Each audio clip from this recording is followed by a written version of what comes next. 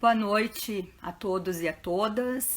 Para mim é uma enorme satisfação estar aqui conversando com vocês nessa live organizada pela nossa Escola Superior de Direito Municipal e que vai refletir sobre esse importante tema do momento, a questão das competências municipais.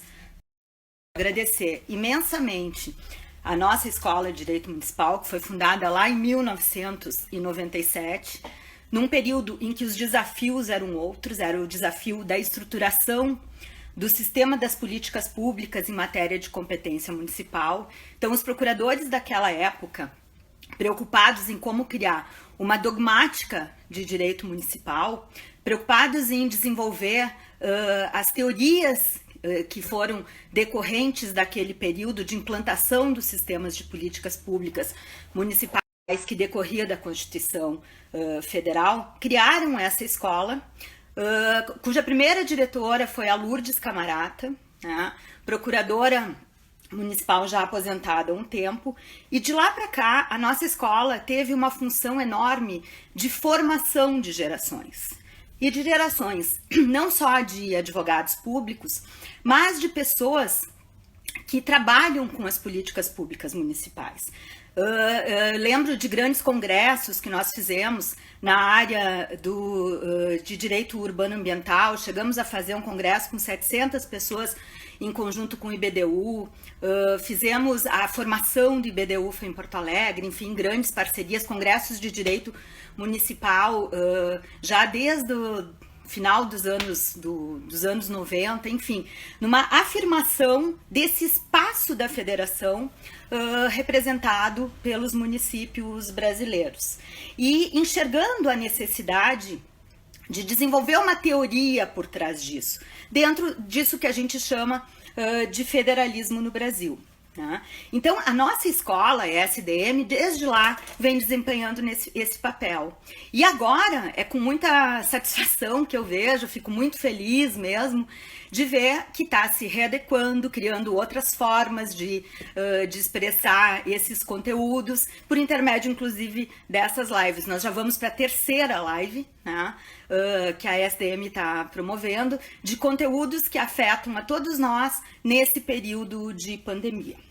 Bom, a proposta que a Cris Neri fez, que é a nossa supervisora tão ativa que incentiva a todos nós, foi dialogar um pouquinho, conversar e refletir um pouquinho sobre o que é esse conteúdo de competência municipal frente à pandemia. Né? Por que a gente está passando por todos esses questionamentos? Tem hierarquia entre o decreto federal e o decreto municipal? E o decreto estadual e o decreto municipal, existe uma submissão e o governador deixou no colo dos municípios para decidir? Quer dizer, são todas perguntas que são matérias do momento, matérias de bastante polêmica, mas que tem por trás um conteúdo que remete diretamente à nossa federação, né? A Federação Brasileira, organizada a partir da Constituição de 88. Né? Então, o primeiro ponto que a gente precisa deixar explicitado é que há uma base que parte lá da Constituição. Né? E essa Constituição, ela tem um conteúdo que é diferente de momentos constitucionais anteriores, que é diferente de outros países. Né? Por que isso? Né? Porque nos sistemas anteriores, no sistema antes da Constituição de 88, nós tínhamos emenda constitucional que vigia para um estado de exceção, para a ditadura. Portanto, o poder mais forte era o poder executivo, existia uma liberalidade mais ampla do executivo e que teve todos os reflexos na ruptura dos direitos e todo o período desastroso da ditadura na construção dos sistemas nacionais de políticas públicas de um modo completamente centralizado, né? E sem ter motivação, sem dar conteúdos nesse sentido. O que inaugura a Constituição de 88?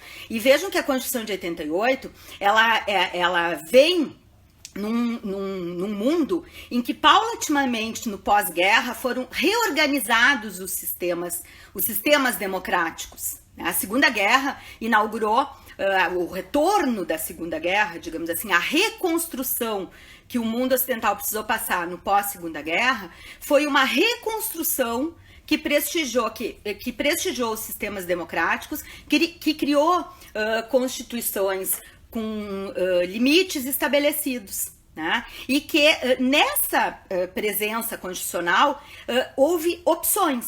No Brasil, nós somos uma Constituição que tem um modelo federativo em uma república. O que vai significar isso? República é coisa pública, res pública. Né? Então, há uma preocupação com isso. Né? Nós não somos uma monarquia. Né? Então, nós temos este conteúdo. Por outro lado, federação vai significar que há entes federativos que respondem por conteúdos de parcela de poder na federação. E essa parcela de poder são os deveres constitucionais que daí aparecem.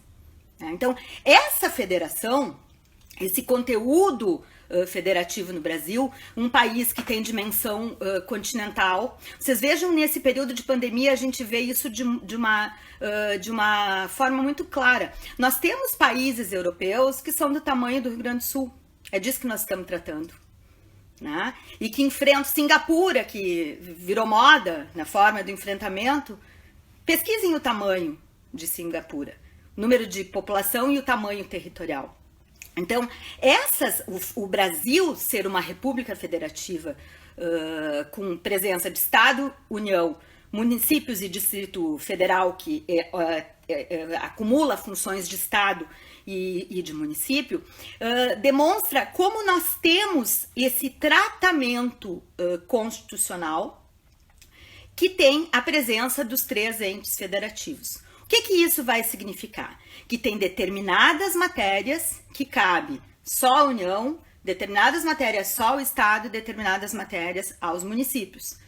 O fundo que vai dar validade a tudo isso, o que vai dar validade à expressão da forma de atuar e dos conteúdos constitucionais é a Constituição de 88. E de lá para cá, dos anos 2000 para cá, nós tivemos várias discussões constitucionais estabelecendo esses limites, né? Estabelecendo esses limites de atuação dos municípios numa federação, dos estados numa federação, ora da União numa federação. Em matéria ambiental, é possível que isso tenha sido uma das maiores expressões. Né? E o SUS, a matéria de competência, a matéria da saúde, é possível que tenha sido o Sistema Nacional de Política Pública que foi melhor organizado e definido e com mais protocolos até o presente momento. Então, o que significa isso? A questão da saúde, ela está expressa lá no artigo 23 da Constituição Federal. Né? O artigo 23, ele estabelece as competências comuns de União, Estados e municípios. E isso agora aproxima muito da gente, porque toda hora há discussões, o início da discussão das competências no Covid no Supremo Tribunal Federal foi o voto do ministro Marco Aurélio com relação ao trancamento das estradas. E que ontem, né, ontem teve uma decisão na ação da OAB, que também volta a discutir com bastante tônica esse conteúdo de atribuição constitucional. Então, guardadas as emoções do período, me parece que, sobretudo nós da carreira pública, precisamos ter bastante discernimento e estarmos calcados nos fundamentos constitucionais para as decisões e para as atuações dos municípios. E o que isso significa dizer? Né? Significa que nós temos uma federação, o município é ente federativo, como ente federativo ele tem competências municipais próprias.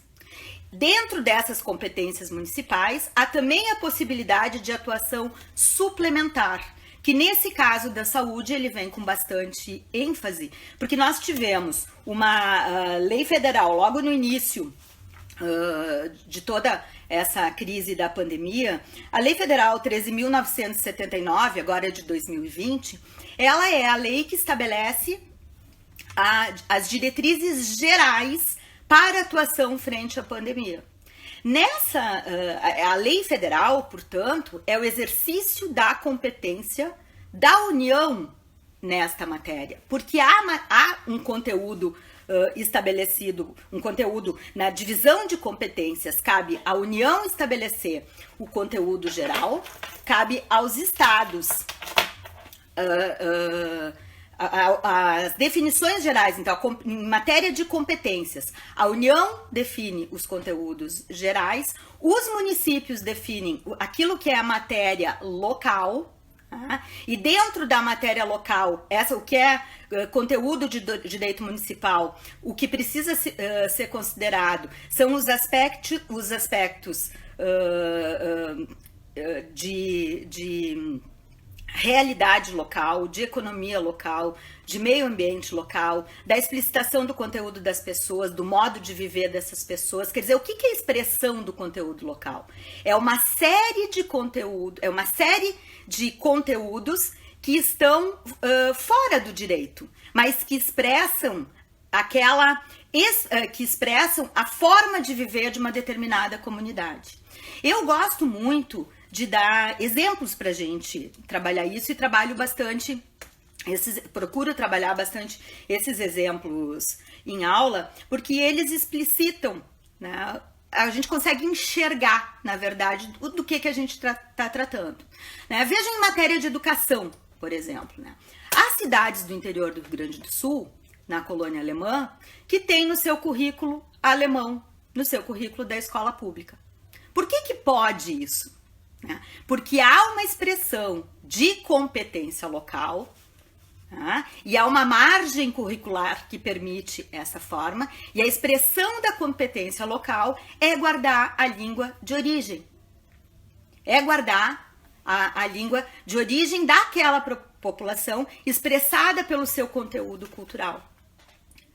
Nós tivemos vastas discussões ao longo desses anos de federalismo revitalizado a partir da Constituição, de discussões do que eram esses conteúdos, o que era o âmbito municipal. Porque, em função da dificuldade dos recursos, porque ao mesmo tempo em que houve uma ampliação das competências municipais, os prefeitos sempre colocam que essa ampliação das competências municipais não vieram com os devidos recursos. Nós temos na área da educação e da saúde os recursos carimbados, como se diz, porque tem os percentuais constitucionais que cada ente federativo precisa dispor para essas políticas públicas, mas há um universo enorme que não faz parte desse conteúdo, né? Então, esse universo enorme é que tem essas discussões. O tema do comércio, né? Há muito tempo se discute isso no âmbito do direito, e com várias decisões, né? A competência para dispor sobre a questão do comércio, ela é municipal, né? O que justifica, por exemplo, as cidades turísticas funcionarem sábado, domingo em regime, sexta, sábado, domingo em regime intensivo e descansar na segunda de manhã? Onde está essa regra? Né? Essa regra está nas atribuições municipais. Tá? Competência municipal para dispor sobre os seus serviços, para dispor sobre a forma de funcionamento da sua cidade. Portanto, essa discussão toda das competências constitucionais e o conteúdo que está por trás de tudo isso, a gente precisa se reportar à teoria que está. Tá? A teoria que traz consigo esse conteúdo. Essas decisões do Supremo Tribunal Federal, que cada um agora dá a sua opinião, elas estão calcadas em algo da tradição histórica do próprio Supremo, que já vinha discutindo em algumas matérias. Eu diria para vocês que nós temos, a partir das discussões a respeito das atuações dos municípios e dos estados no Covid-19, um antes e um depois no âmbito das competências municipais. Por que isso? Por que isso? Porque o reforço a essa discussão, ela vem com muito mais ênfase. Né? Agora, a tradição do Supremo Tribunal Federal já vinha nesse sentido. Todavia, a atuação dos estados com tanta união e com tanta ênfase no isolamento social, em detrimento da forma que isso vinha sendo tratado no âmbito do governo federal, sobretudo do presidente da República, e que todos nós estamos acompanhando, não vou me reportar a esses temas, que fez com que esse nosso federalismo revitalizado realmente tivesse uma readequação. Tá? Os estados, nós temos na tradição uma briga fiscal enorme, por exemplo. A enorme discussão com relação ao valor do ICMS, há posições que dizem que não podemos fazer a guerra fiscal. Então, esses temas, eles tangenciaram muito das expressões do conteúdo. O que acontece agora? Os estados fazem uma união em torno das preocupações que são preocupações locais, porque se nós considerarmos o que é esse conteúdo mortes em decorrente do coronavírus, eles vão acontecer nas cidades. A expressão das competências municipais vão estar aí. Quem é que vai ter que tratar da questão dos óbitos, das funerárias, dos enterros, tudo que a gente tem visto, lamentavelmente, no mundo afora? Os municípios. A disposição sobre esse conteúdo é dos municípios. Portanto, quem é que vai tratar dos resultados posteriores ao período do coronavírus?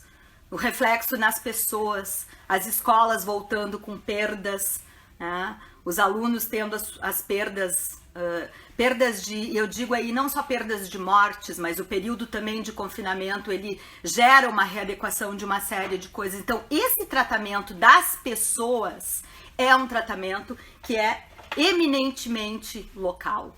Esse conteúdo de aproximação com o mundo concreto, ele é um conteúdo da expressão da competência municipal. Nesse particular, eu queria destacar 3 aspectos que me parecem extremamente relevantes. Essa parcela de poder na federação, ela surge em função do conteúdo normativo da nossa Constituição Federal. Todavia, parcela de poder significa dever e responsabilidade. Portanto, precisa ser exercida. E aqui, nesse particular, nós também temos uma característica. O Brasil é um país que tem 6.000 e tantos municípios, e esses municípios têm as suas características distintas.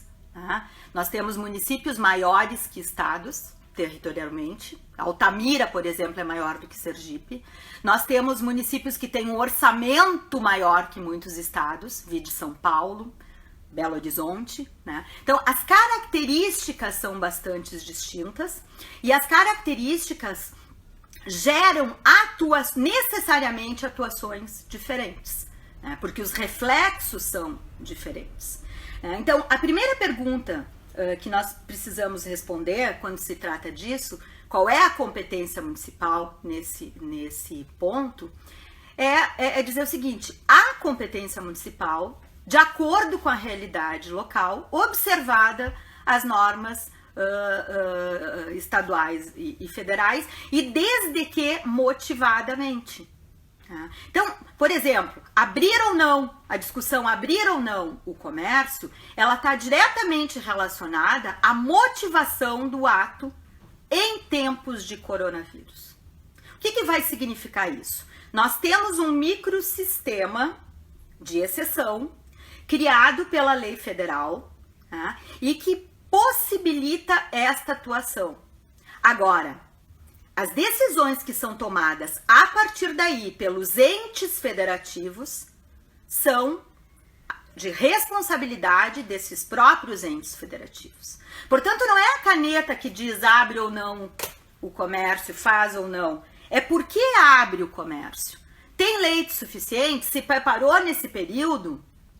Essas respostas é que constituem o conteúdo da motivação dos atos administrativos que vão ser os precursores das decisões nos respectivos decretos. Um outro ponto é com relação aos municípios serem mais ou menos rigorosos nas atividades. E nesse aspecto eu quero exemplificar com a questão dos cultos religiosos, porque ficou bastante acentuado no período, tendo em vista que o decreto federal apontava como matéria de serviço essencial, e houve uma decisão que não admitiu como serviço essencial, mas independente disso, os municípios passaram a dispor sobre isso. A motivação é a seguinte: no âmbito dos municípios, dos seus municípios, dos nossos municípios, o culto religioso da igreja XYZ, ele movimenta pessoas? É possível fazer o culto de outro modo? São as perguntas. O direito tem, nessa expressão, nós temos um Estado, esse Estado democrático de direito, ele vai significar que nós temos uma série de conteúdos protegidos. É como se nós tivéssemos um grande garrafão com várias bexiguinhas dentro, e essas bexiguinhas, elas não podem furar. Elas precisam coexistir. Tá? A possibilidade de exercício da fé sem a presença física em cultos religiosos que tenham uma quantidade enorme de pessoas, penso que eu não preciso nem responder, porque o Papa Francisco fala por si só, e pelos atos que ele está praticando nesse período, por meio da televisão. As redes sociais também têm feito cultos de todas as religiões. Nós temos TVs que são de determinadas religiões. Portanto, essa matéria é uma matéria que ela é sujeita ao que a gente chama, no estado de ponderação, ao princípio da proporcionalidade. O que é esse princípio da proporcionalidade? É o que vai guiar as próprias decisões a serem tomadas. A gente está num 8 ou 80, né? E a torcida do A e a torcida do B. Agora, nesse momento de pandemia, a torcida do A e a torcida do B precisam ceder aos argumentos de razoabilidade. E as perguntas básicas dessa razoabilidade necessariamente precisam ser respondidas. Eu tenho outro modo, tenho outra forma de atingir o mesmo objetivo, se não o isolamento nesse momento? Para sair do isolamento, como se faz? É tudo ao mesmo tempo ou é paulatino? Eu vou perder o espaço já conquistado deste isolamento para poder ampliar os serviços, para poder montar os hospitais de campanha, para poder segurar o sistema em atender as pessoas? Então, essas perguntas é que os municípios, ao produzirem as suas legislações, precisam responder. E é esse conteúdo que nós, procuradores municipais, carreiras de Estado, que já estávamos antes, vamos seguir ali, passada essa pandemia, teremos que responder. E por que isso? Porque os períodos pós-pandemias e a doutrina coloca bastante isso, pós-Segunda Guerra, pós os grandes terremotos, pós o grande tsunami que aconteceu há poucos anos, nós temos um período, o ressurgimento de tudo isso, as bases do ressurgimento, tem que ter extremo cuidado. Porque até então, esse microsistema existente, ele possibilita uma série de atuações, que são atuações dentro de um sistema que é diferente, porque ele é um sistema excepcional. Só que ele vale para um período. As decisões que forem tomadas agora e amparadas naquele período, desde as aquisições até as decisões de liberação de construções, as decisões relativas à forma de contratação, elas são relacionadas àquele período. Tá? E aquele período e os espaços corruptivos que abrem, se não for entendido isso como um microsistema relacionado a um período, são enormes. E nós, procuradores municipais, somos os mesmos agentes que vamos estar lá examinando as contratações do período, examinando as questões de exercício de competência municipal nesse período, mas também estaremos lá posteriormente, passado tudo isso, respondendo todas as discussões referentes a eventuais indenizações de requisição administrativa mal colocada, eventuais indenizações decorrentes do não funcionamento de atividades que poderiam funcionar, que estivessem numa situação de igualdade. Portanto, há uma preocupação também que precisa ser tratada no âmbito das carreiras de Estado e da advocacia, que nós poderemos conversar num outro período, num outro momento, inclusive, com mais vagar, com relação o trabalho pós-pandemias. Por último, a gente vai, aqui é muito rápido, né? Eu queria destacar um outro ponto que me parece assim fundamental. Na essência dessa competência municipal, para tratar dessa princípios. Um princípio é o da descentralização, que faz com que todas essas políticas públicas ocorram no âmbito municipal. E o segundo princípio é o princípio da subsidiariedade, que é reforçado muito as minhas reflexões. O primeiro é a imperiosa necessidade que está demonstrado a função do Estado.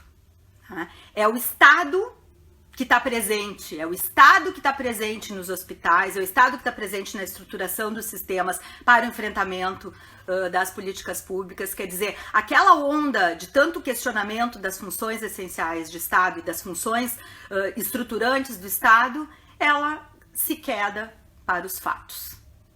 Os fatos demonstram que há uma espinha dorsal que é fundamental e necessária.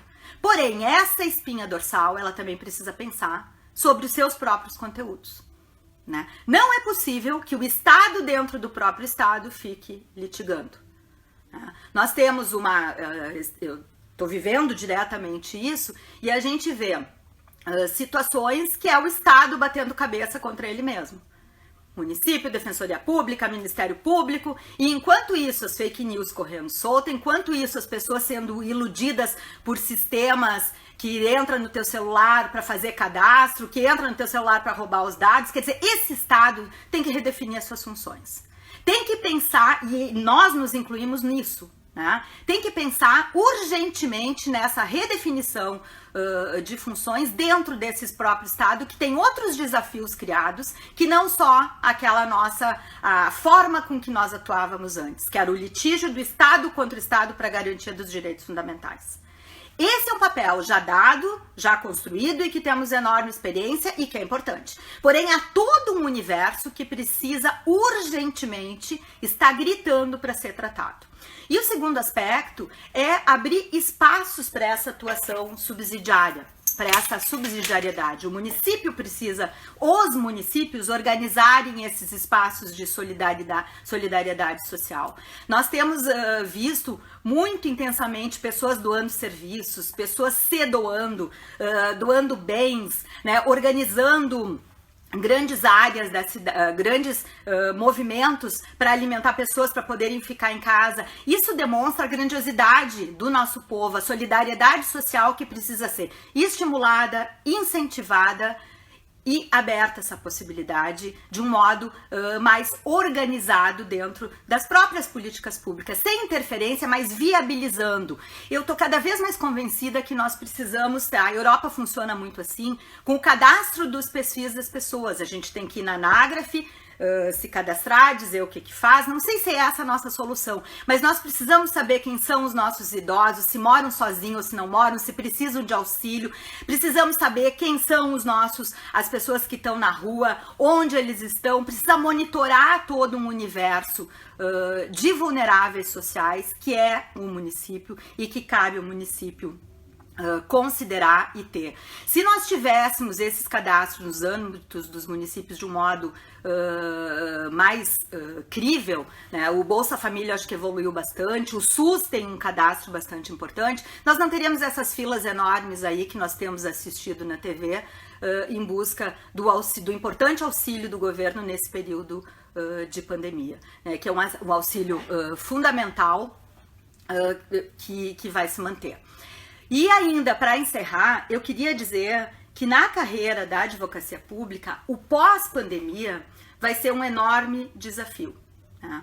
Um enorme desafio porque a gente está passando por uma reestruturação do mundo a partir desse vírus que paralisou o mundo, que nós ainda não sabemos. Nós somos observadores que estamos vivenciando e que não sabemos o que vai acontecer no passo seguinte. Porém, esse não saber não significa que nós já não temos que nos preparar para determinados conteúdos. É nossa tarefa discutir esses conteúdos que podem ali na frente serem protegidos se a gente, agora nesse fazer atarantado, nesse fazer imediato, tenhamos condições de interferir, né? Então, é um momento bastante difícil para todos nós, é um momento de construção de novos paradigmas, mas as estruturas, elas, do meu ponto de vista, estão dadas, né? O Estado é essencial, as carreiras de Estado que vão continuar independente de quem for o prefeito do ano que vem, né? Estamos num período eleitoral, são aquelas que vão responder, inclusive, pelos resultados, pelos efeitos do que foi produzido nesse período. Portanto, é nossa função nos apresentarmos, é nossa função catalogarmos os dados existentes, necessários, fundamentais desse período, porque ali na frente, o reflexo de tudo que foi aqui colocado vai precisar ser sistematizado no universo de questões aí postas.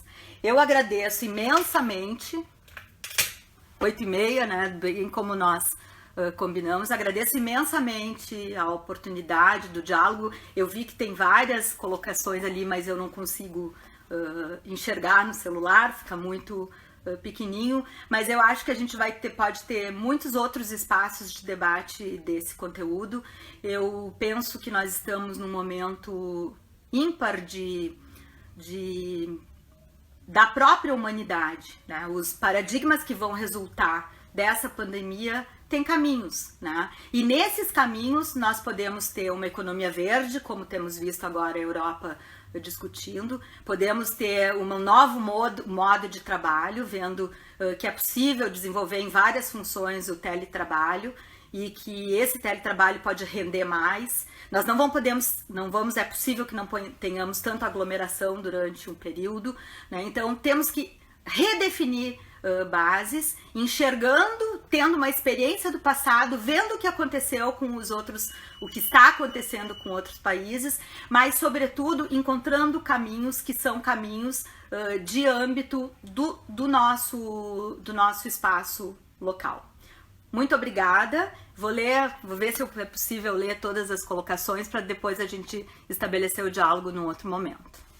Boa noite.